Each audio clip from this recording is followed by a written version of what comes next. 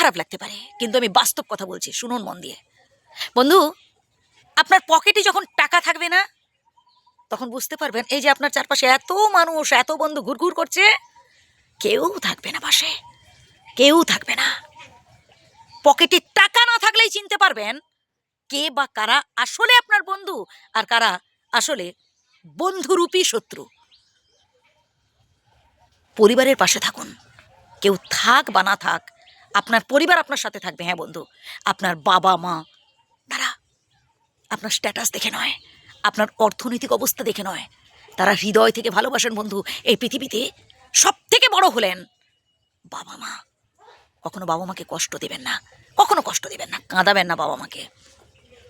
বাবা মাকে শ্রদ্ধা করুন, ভালোবাসুন বন্ধু। বাবা মার যখন বয়স হয়ে যায়, বৃদ্ধ হয়ে যান যখন, তারা আমাদের কাছে না সন্তানের মতো হয়ে ওঠেন। তাদের শখ আহ্লাদ এবার তো আমাদের পূরণ করতে হবে। কি ভুলে গেলেন সেই শৈশবের কথা?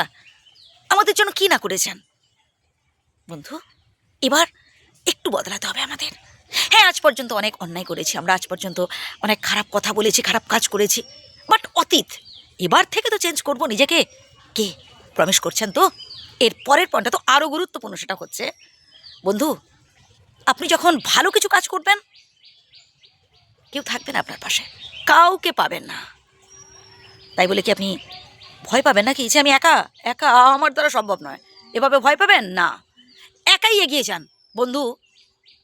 দেখবেন যখন কেউ আপনার পাশে থাকবে না, একমাত্র বিধাতা থাকবেন আপনার পাশে, বিধাতা সাহায্য পাবেন।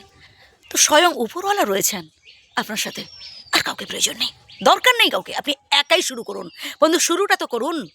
তারপরেই দেখবেন যখন আপনি ধীরে ধীরে সফলতার দিকে এগিয়ে যাচ্ছেন, কিছু মানুষ আপনাকে সাপোর্ট করার জন্য আসবে।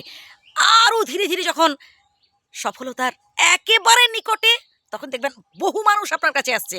আর যখন একদম আপনি সফল হয়ে যাবেন, সফল ব্যক্তি হয়ে যাবেন, তখন প্রচুর প্রচুর মানুষ আপনার কাছে এসেছে। কিসের জন্য জানেন? আপনার থেকে কিছু পেতে। অতএব একটু কষ্ট করুন, অপেক্ষা করুন শেষ পর্যন্ত। ভালো কিছু পেতে গেলে না অপেক্ষা করতে হবে। আর আপনার মধ্যে যদি সেই অপেক্ষা না থাকে, সেই ধৈর্য না থাকে, সহ্য ক্ষমতা না থাকে, আপনি চলে যান, আপনি পারবেন না। আমি বলছি শুনুন, আপনি পারবেন না। এই তিনটে জিনিস যদি আপনার মধ্যে থাকে, কি কি বললাম?